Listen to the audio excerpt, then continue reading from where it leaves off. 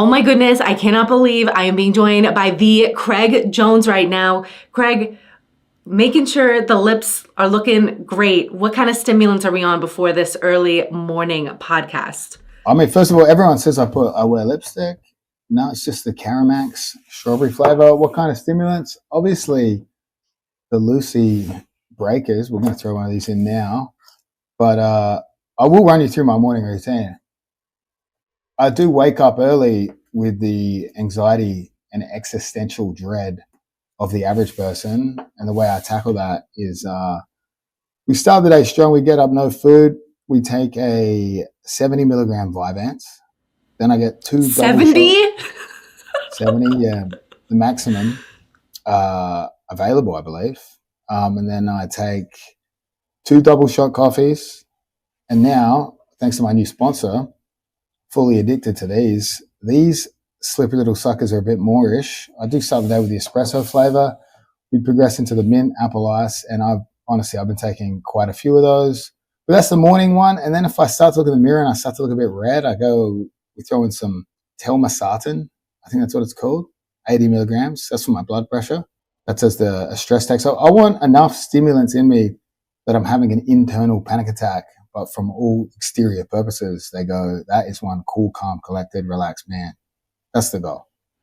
That's the ultimate morning cocktail that you have going on, and it probably is going to give you a little bit of motor mouth. Do you think you're going to be able to share some secrets about CJI this episode, or are you holding back? No, we can share some secrets. This is as you personally know, if you receive a call when it's morning time, wherever I am, you will not get me off the phone. I'll be telling secrets I shouldn't be saying about my life and other people's lives. I'm pretty agreeable at that stage too. That's where all the ideas come. That's where I hit Seth up with the phone calls that are like, hear me out on this. Some of those are good. I have the same phone calls with my lawyer as well. Daniel Maudsley's my lawyer. I've had that many phone calls with him where he goes, by no means should you do that whatsoever. It's basically the scene from Billy Madison where he's like, that's the dumbest thing I've ever heard. I'd feel dumber for having listened to that answer. A good example would be actually, I called him up and I wanted to do a reality. It would have been real where I was going to be like, listen, girls, if your coach is sending you inappropriate messages, if your coach is DMing you and he has a wife and kids at home, doesn't have to be Brazilian, but he likely would be. I was going to show up to the gym as Chris Hansen from To Catch a Predator and walk in and be like, hello, Professor Estima, take a seat over there. And then I would start reading the DMs back to him and was like, was this you? And he was like, first of all, if it's in America, you might get killed. You might actually get shot on the spot for that. And second of all, that's an insane level of liability.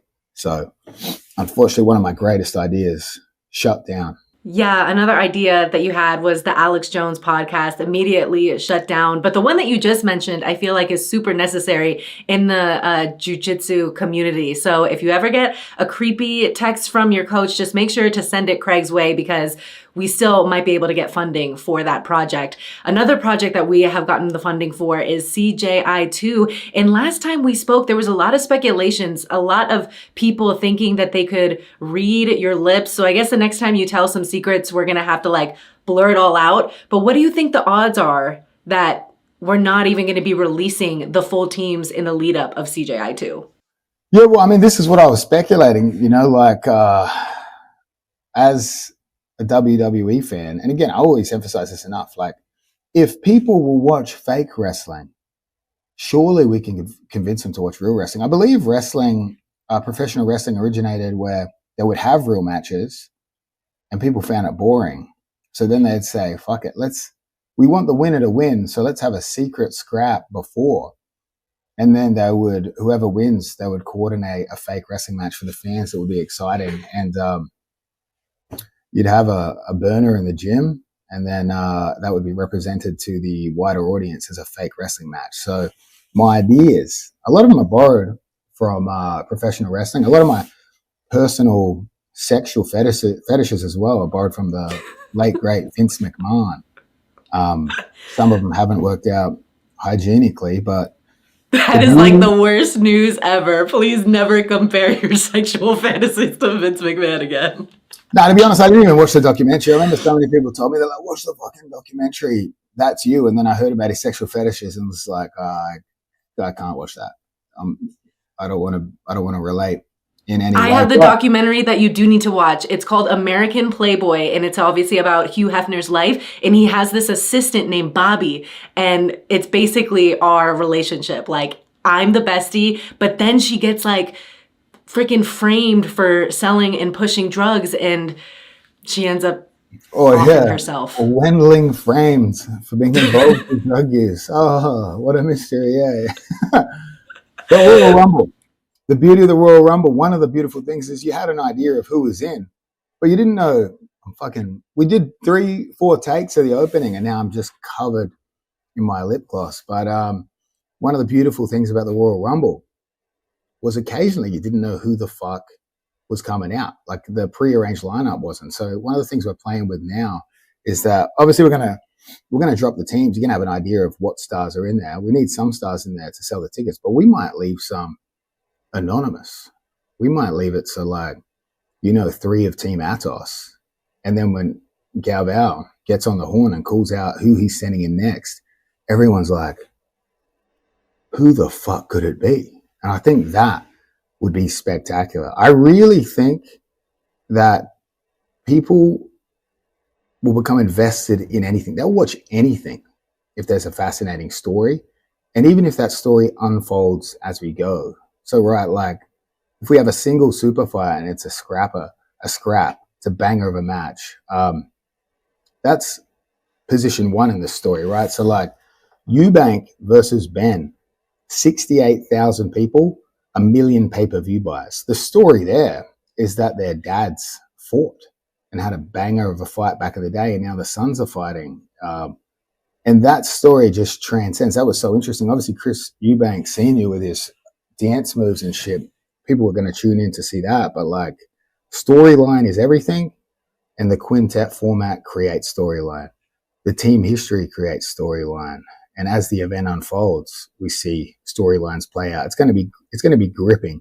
I really think that I don't want to shit on other organizations here, but like personally, like if you were to get involved in combat sports and you wanted a combat sports promotion, boxing still puts a ton of effort into stories and production. I think that's why they get the major pay-per-view buys.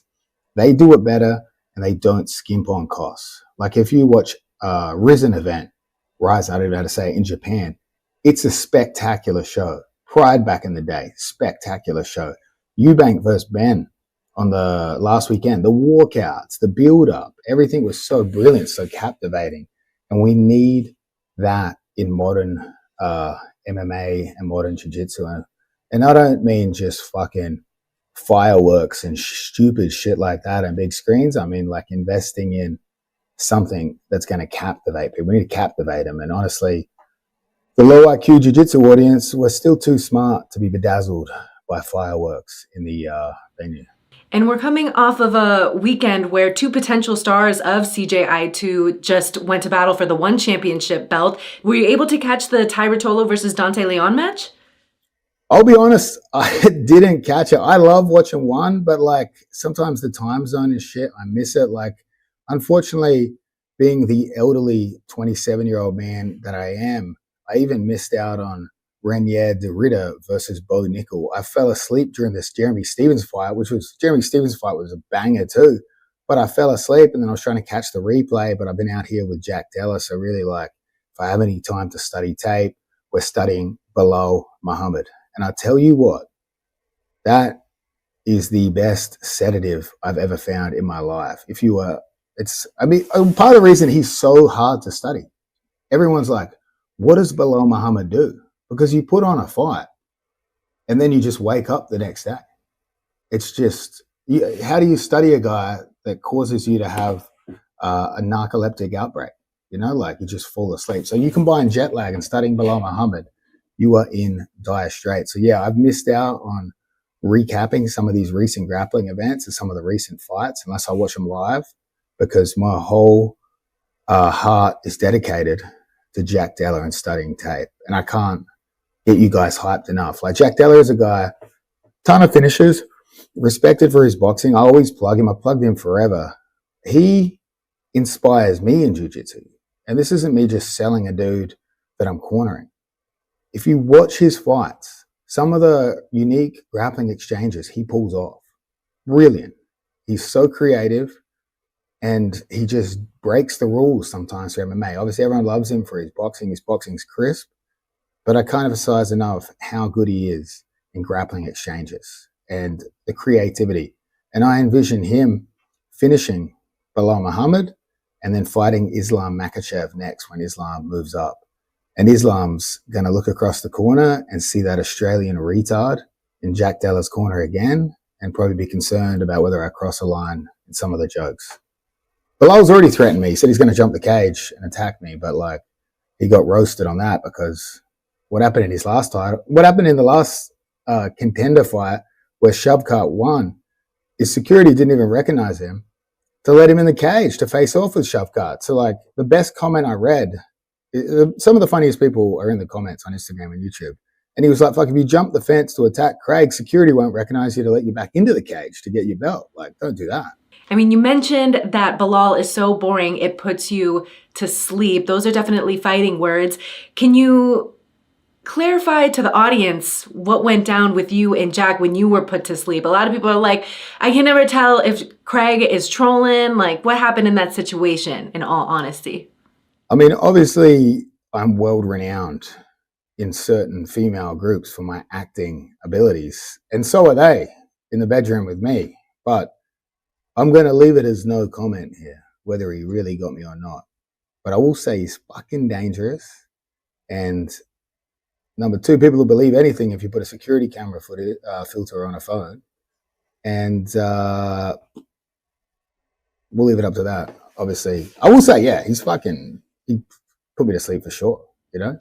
I suck. Anyone will believe security footage, but they will also believe a POV from Meta glasses. So I'm excited to see what a day in the life of Craig Jones looks like eventually, because you got some new spectacles that do some crazy things. So we're going to get an insider look to your life at some point. Thank you, Zuck, for hooking me up with the Meta glasses. Hey, I just wish he hooked me up with the special edition ones where I could turn the film camera light off just so I could trick some people and get some good moments, you know? Well, you can manifest that one, and then you can send your other pair to me, and then we can do some crazy content because we have a lot to talk about. One of them is Lachlan Giles, who is going to be the head Misfits coach for Team Australasia. We spoke to him. I got his opinion and him to spill some tea about things, but he didn't spill too many beans because he is such a good friend to you, Craig. So tell me about how your guys' relationship first started over there in Australia. Lachlan is a financially shrewd man. Even if he had many beans, he wouldn't be sharing them with many people, I'll tell you that much. But my relationship with Lachlan is like, I wouldn't say he's like a father figure because he would have put me out for adoption quite early in my life. He's more of a brother. If we were related, obviously he would be the favorite. I would be the black sheep of the family.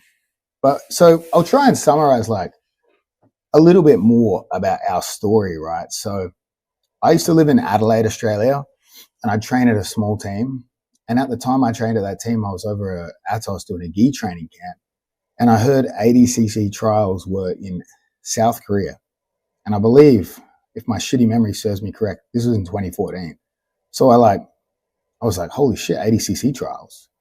Asia's usually pretty weak. Maybe I have a shot. I was a purple belt at the time and I'd won nothing, but I had youthful confidence on my side. And I looked at the list of names. And at the time, if you look at old photos of me, steroids and a beard have been very kind to me, I would say. Don't you laugh at that, Alex. And I looked at the lineup and I saw Lachlan Giles in 77 kilos. And I said, fuck, that guy's pretty good. I didn't recognize any names in 88. So I jumped in the 88 division and we both won it, right? So his 77 final was before mine. He won his. My 88 final was after his. I won that, right? And we sort of spoke there. And that's where the relationship began, where I went over to train with him. He offered me a very kind teaching role. He was like, hey, Craig, how would you like to come and teach the 6 a.m. class? And I was like, wow, what a generous offer for me to teach your shitty 6 a.m. morning class. And that was really my, this was the peak of my training time. Like I had an opportunity to quit my job working at a liquor store. I was working at a liquor store. I was bartending. I was still at university at the time, pretending that I had a career ahead in academia. And I moved over to Melbourne, and me and Lachlan, like, by all means, Lachlan was my coach, but we had obviously a relationship really strong training partners that would brainstorm together. And this will come as a surprise to me because back in those days, I had a lot of respect for EBI, and Lachlan had his first EBI run where he did really good. But at the time, I was singing the praises of Eddie Cummings and Gary Tonin and Gordon. And in those days, Lachlan, he's a traditionalist. And that's what makes him special is it's like he's a skeptic. So when you bring a new move to him, I still remember the day I came into the gym and showed him Eddie Cummings' elevation to sort of the inside heel hook style. And I still remember the day I tried it. And I remember the day Lachlan looked at it and was like, Lachlan had the attitude that those guys weren't that good. But me, I'm looking for a way to find an edge. I saw them beating people that I thought were better than them with leg locks. And I will be the first to say that I progressed us down that path. Like I potentially had to, once I won that trials, there was a risk that Pau Jarez was in my division for the actual ADCC Worlds, which was me and Lachlan's first in 2015, Brazil. So we trained heel hooks through self-preservation because I remember thinking, they're going to let this fucking rabid animal on my leg. I'm going to tap and he's not going to let go. So it first started from how do we not get injured in this tournament because we don't understand anything to us watching the Danaher guys and really trying to reverse engineer what they were doing. So we had ADCC 2015. Asian trials winners, obviously, we aren't respected. Me as a fellow Asian man, not respected as an Asian man in the community around the world. So we get given the highest seeds usually. So I had Homolo Bahal. Lachlan had a Gilbert Burns. So we do it in Brazil. I saw it more as a cool vacation and something to tell people about, like, oh, fuck, I'm an ADCC competitor, right? We went over there. Lachlan had a much closer match. Me, Bahal submitted me in like 90 seconds, right? And I remember I was just a fangirling out at the time. And I went up to Homolo before to introduce myself. And it's not the response you want because I was still 80 kilos at the time. I had no business being in 88 kilos. I was tiny. So when I introduced myself, he became that much more reassured. And he had a smile on his face that he had this tiny dude from Australia like a purple belt in the first round. And he fucking ripped a Kimura on me and hurt me a little bit. Physically and emotionally, and then me and Lachlan sat there as fans, right? But we were inspired by the event for sure. Like we saw potential that we could actually do something in it. So we kept training. Lachlan was still pushing me to do IBJJF tournaments and shit, and I was like, fuck that, give me all the glorious super fights. That's the direction I wanted to take. And we trained, and it came up for the next Asian trials, and we had to qualify again. So I was still 80 kilos. Lachlan was 80 kilos as well. So we both wanted to do the 77 division. So we had a scrap in the gym. And I do regret that we didn't film this. It would have been sick. We did an ADCC rules match. Lachlan, all credit in the world, he's the fairest motherfucker on earth. Like Lachlan could have been like, Craig, this is my gym. You're in my house. You fucking do 88. But no, he fought me in the gym and it went like double overtime. It was close. Like we're having a scrap. It was back when I was living a healthier lifestyle. I didn't even think I was drinking at the time, so I had a bit more cardio in me. And he won that scrap. He won with a sweep or something. He won. He edged it out, that prick, and he got to do 77. And I had to do 88. So logically, what do? I asked my drug dealer at the time if he could get me steroids. He could get me steroids, and that was my path to now. Well, fuck. So we did the trials. I won at 88, but I was still tiny. And I remember just being like, there's no fucking way I'm showing up to ADCC 2017 at 80 kilos again, giving up a 18-pound weight advantage here. Like, I already was a shitty Australian grappler facing the elite guys in the world. I'm not coming in light. Lachlan, though, unfortunately for him, what it meant was that now two guys are the same size, Lachlan being the clean athlete he is, I got to just take steroids and grow bigger. And we'd have scraps in the gym, but it was like the size advantage helped me a lot in the gym, and it would cause him great displeasure. And I got to have the fucking revenge of just being a bit bigger, steroided up dude. And we'd have fucking brawls in the gym, and I'd piss him off. He'd be like, how did you get so much stronger and bigger fucking overnight? You know, like, but I wouldn't tell him, obviously. You didn't tell him. I told him it was the fruits and vegetables, you know. I was worried. A man with such strong morals and ethics probably would have kicked me out of the gym. I remember the drug dealer gave me the first injection of steroids because he thought he knew how to do it, and he fucking completely missed the mark, and fucking, I swear he hit a bone in there or something, and I was hobbling around like I'd had a fucking bad night at a gay bar for a while. Couldn't pull guard for a while. But again, those are the sacrifices you make for the sport. And then we went into 2017. Lachlan got JT Torres, who's his personal nemesis, who had already beaten him twice in the gi, and I had Leandro Lowe. And I mean, kind of the rest is history from there. I had my breakout moment. Lachlan unfortunately lost first round to JT. I beat Leandro. I broke his leg and choked him. Rest in peace. Still a fucking sad story about Leandro. Love the dude. Then I had Murillo Santana, who I was actually like, I beat Leandro, and I was like, holy fuck. Like, I'd heard rumors. I was a big Murillo fan. I heard rumors about how he'd beat up Leandro in the gym and stuff, and I was like, fuck, it's going to be a tough one too. And then I flying triangled him, and I was riding high, the highest of highs, right? All the sponsorship offers came in. It was like a fairy tale moment. Day two comes around. We don't do as good. We lose to Keenan, then we lose to Shunji. I will say, go back and watch the replay. Shunji pulled a little dirty move on me, and I'll never forgive him. Little cheeky move off the reset, you know? And then I tried to flying triangle him. Lightning doesn't strike twice in the same weekend, and then that gave up points, and he won. Then me and Lachlan were like, and this was like Lachlan's idea, let's have a beer. I'm fucking rabbiting on here, but it's sort of interesting how we got to the point where we're at now, right? So me and Lachlan are at the bar drinking beers. And I'm next to Gordon Ryan's dad, who's harassing any woman in the fucking near vicinity of us. And he's talking to me, and we're drinking beers. He has no idea I'm even a competitor. No idea I'm a competitor at the time. We're just, I guess, embracing over the mutual harassment of any woman at a grappling show. Obviously, he was a bit more aggressive on it. And then Mo found me there. Mo's like, yo, do absolute. And I was like, I'm drunk. And he's like, I'll give you Chael Sonnen. And I was like, all right, hold my beer, I'll get in there. Because I knew I'd take that one. And then I submitted Chael, and unfortunately, second round had Gordon Ryan.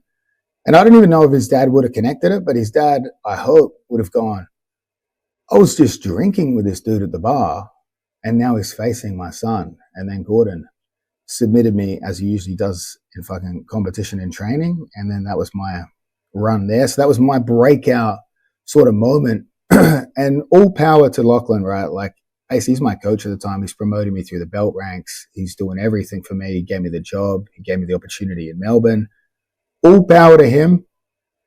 It would be hard to both be in the journey together, and your student has his breakout moment, but you don't. But nothing but support from the guy.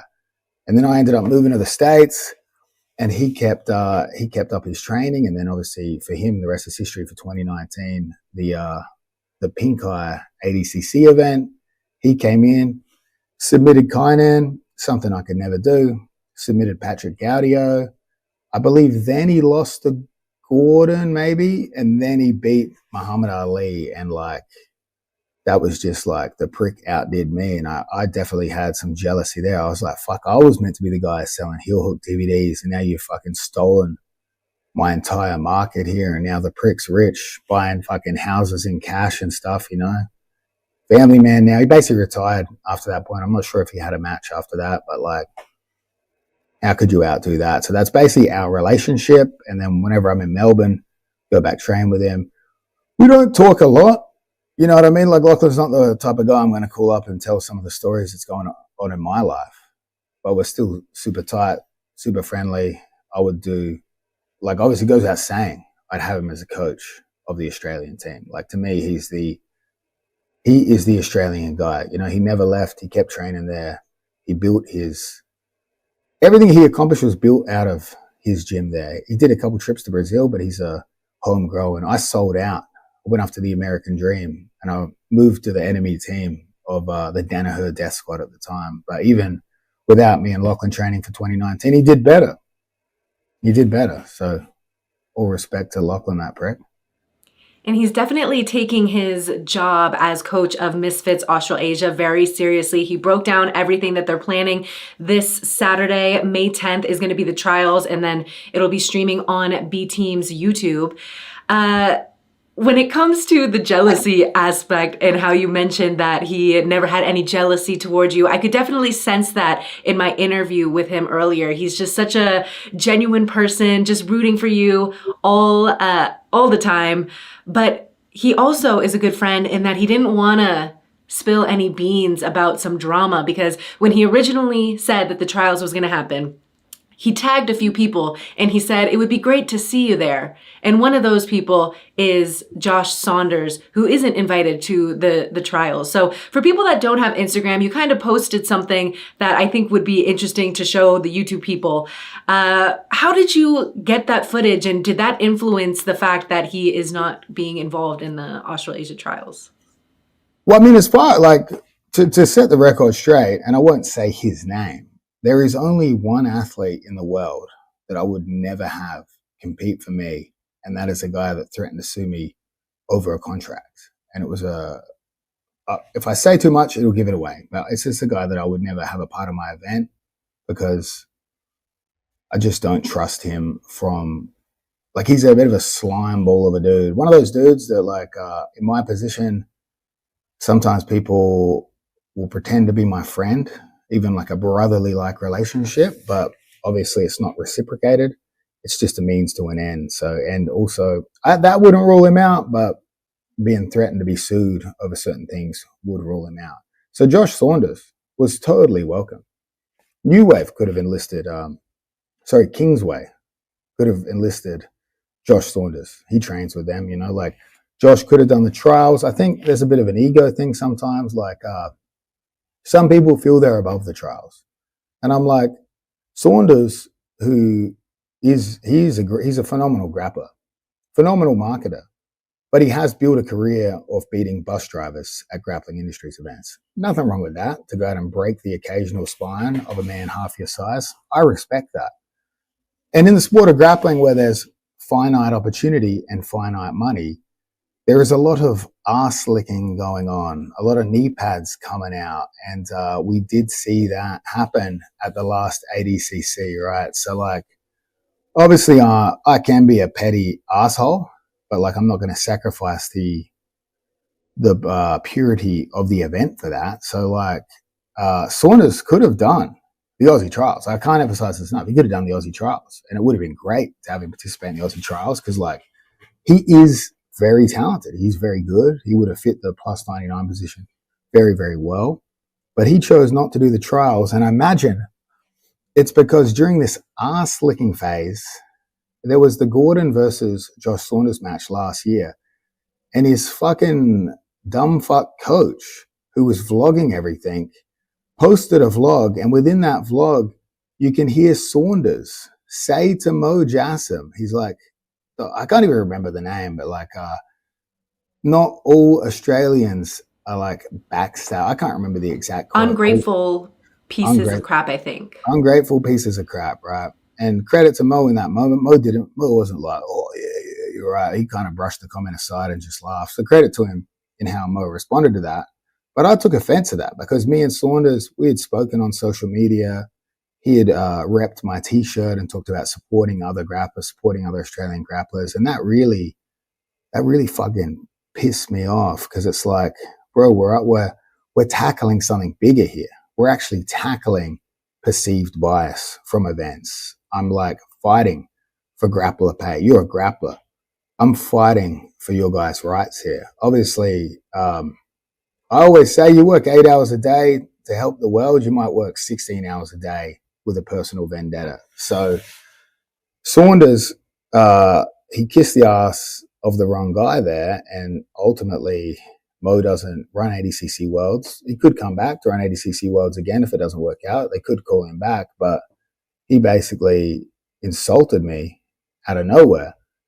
And he's probably biased because he trains with New Wave and shit. And a lot of guys in New Wave, I'm the devil, you know? So it's like, it's a bit of bias there, but really, it was his coach filming vlogs that gave me an insight into who he is. And I never start these fights, but I won't let him go. You know, like I will bully these people. So maybe he didn't want to be a part of it. Maybe he wanted the invite. Maybe felt he deserved. I don't know. I haven't spoken to him. But again, Saunders, you're fucking welcome to do the event. Of course you're welcome to do the event. Why the fuck would I block you from doing the event? I think you're a great grappler. I think you have a fantastic shot at being a part of Lachlan's team. It's got fucking nothing to do with me, who Lachlan puts on his team, except for that one slimeball individual I'm talking about. Well, what a way to fumble the bag for your student. I had no idea that it was the coach that was the one that put it out. So maybe we'll play the clip, maybe we won't, but that is some very interesting insight that you put. And you did bring up a lot of butt licking vernacular. One of the interviews I did recently with Paul Ardila said he's not a fan of butt licking, and that might be something that you have to do a little bit. I don't think it's butt licking. I think it's marketing yourself and networking to get on to some of these misfit teams that aren't doing trials. What was your perception of hearing someone talk about butt licking? How Alex Wenling got this gig, that's something she takes a lot of pride in, is her butt licking. Nah. I mean, Paul needs to know that if he wants to do it, it is waxed, it is bleached, it's there for you, Paul. You know? I don't know how it tastes, probably not good with my diet, but it's there. Nah. Yeah, I don't know if Paul was talking about CJI Direct. I mean, we didn't really invite too many people. You know what I mean? We thought what we were presenting was so good, people would be fighting for those spots. And like honestly, Paul could have messaged me. He might have. If he did, I might have seen it. I don't know how we picked the individuals in that event. We were trying to get the best guys we could. And that's not to say I think Paul's phenomenal grappler. I love watching him compete. He's got really fucking slick leg locks. And that's not like, he might be a part of Greg Sauter's team. There's a good chance he could be a part of Greg Sauter's team. Like, again, he's fucking talented. I'm joking. He doesn't need to lick my fucking asshole to get on the team. Basically, Greg Sauters is going to come to us with who he wants. We're going to sign off on final approval, and that's how it goes. So, like, reach out to Greg if you want to be a part of the event. There's no mystery of how to join an event. Like, like you said in that video, Paul, it's not going to be an American top team. Paul, but you're eligible to participate in the tournament. Fight your way into the tournament. I'm not making the call on this. Like, I don't even decide the BTeam team. You know what I mean? Like, I don't want bias in there. Like, I didn't even train with BTeam leading up to the Gabby Garcia match. I barely trained with them since then. I try to take the promoter job seriously. Not to mention, it gives me a good excuse not to go back to my home gym and get bashed by all the people I've attacked throughout the years when I was at my athletic peak. I definitely want to get your take on an upcoming match that is kind of CJI versus ADCC based. Ffion Davis versus Adele Fornerino is going to go down. Do you have any early picks for that one? Are you going to be betting on shuffle? Yeah, put your bets in on shuffle, guys. That's a very interesting match. Is it Ffion 1-0, right? Fion's up by 1. Yes. Ffion pulled out of their match that was previously scheduled due to a skiing accident. That is not confirmed. Oh, it's not confirmed. I don't know. I mean, like, I love Ffion, what she's done for the sport. You know, like, she made a statement. She helped us with CJI 1. I'm not going to say that we didn't help her too. We gave her the dream match for her. Obviously, we actually paid a lot of money to get her that match. You know what I mean? It was a brilliant match. It was one of the peaks of the entire stream. Ffion, Mackenzie Dern. Adele, phenomenal grappler. I've known Adele for many, many years when she was in Melbourne. We lived in Melbourne at the same time. I'll be honest, I did not think that she would end up being in this position. You know, you just don't like you don't expect that. Like I don't follow enough of the sport to know how talented she really was, but she went out there and showed it at the last ADCC, and she's incredible. I would say Adele's a friend. I talk back and forth with her sometimes, you know, about matches she's got coming up. Like any athlete that wants to like hit me up that I think's a good person, like because I've been through it all with all the organizations, like oh, we'll help them and give them advice. So I love Adele. In terms of picking it, I think Adele's got a lot of momentum right now. She's the next generation. It's a tough match for Ffion. Like say Mackenzie was the female GOAT. We'll cut this out so Gabby doesn't hear, but she was the female GOAT of a previous generation, went to UFC. And that takes a lot of balls to take on the upcoming next generation. You know, like Fion's worked so hard to get the position she has in the sport, and all power to her. She's taken on the young, hungry up and comer. So it's a tough match. I think it'll be a neck and neck match. I kind of hope Adele wins so we can have a rubber match. You know, this could be a great series here, but if Ffion takes it, it's tough to get a rematch when someone's beaten you twice. And you brought up Gabby just now. I know you were on the phone with Gabby recently, handling a lot of crazy drama and a lot of really rude men. And here on the BTeam YouTube channel, we like to really focus on the fact that men should never be rude to women. And so what was your stance on a situation that was quite spicy over there in Montreal? Oh, I was not going to say it was in Montreal, but you've now thrown me under the bus. So can I also throw under the bus that it was Hinge related? It was, it was Hinge related. Hopefully any girls I've made false promises to don't know I'm on Hinge right now. But if you want a shot with Craig, just try to figure out where he's located. Download Hinge and shoot your shot. His asshole is bleached. Uh-oh. That's not good. They will find me on there, actually. No, but I matched with a girl on Hinge who, first of all, obviously she thinks I'm way more famous than I am because she's like, this isn't the real Craig Jones. And I'm like, I'm that desperate. Raya wouldn't even have me. You know what I mean? So we're a peasant on Hinge and Tinder. But yeah, she matched with me. We hung out. She's a big Gabby Garcia fan. So I'm like, yo, Gabby, bitch, what are you doing? Help me out here. I call up Gabby and the topic of her ex-boyfriend comes up and they start talking about how her ex-boyfriend didn't like me. And I'm like, fuck, I feel offended here. But the story was ex-boyfriend. When they were together, the boyfriend sat down to watch that when I was on Joe Rogan. This girl didn't care about jiu-jitsu or MMA. Like most girls, I would assume. They just merely entertain it sometimes to be a good girlfriend. But something about me on Joe Rogan, who knows what it was? Maybe it was slapping out $1 million. That does go a long way with girls' feelings towards me until they realize that's not my money. But yeah, she had a crush on me, asked a bunch of questions. He got annoyed. He's like, why you fucking keep asking about Craig? Made her unfollow me. And she was telling the story to Gabby, and then she started talking about the horrible things this guy had said to her. And Gabby is giving her the whole female empowerment speech. Don't let any man talk to you like that. And also saying, what's going wrong? Actually, it came up because she's like, what's going wrong in your life that you're hanging out with this piece of shit, Craig Jones? That's what basically started the conversation. But then what was funny is Gabby took it so personally that she messaged the ex-boyfriend who trains on Instagram, and he wrote back insulting things about this girl. So what does Gabby do?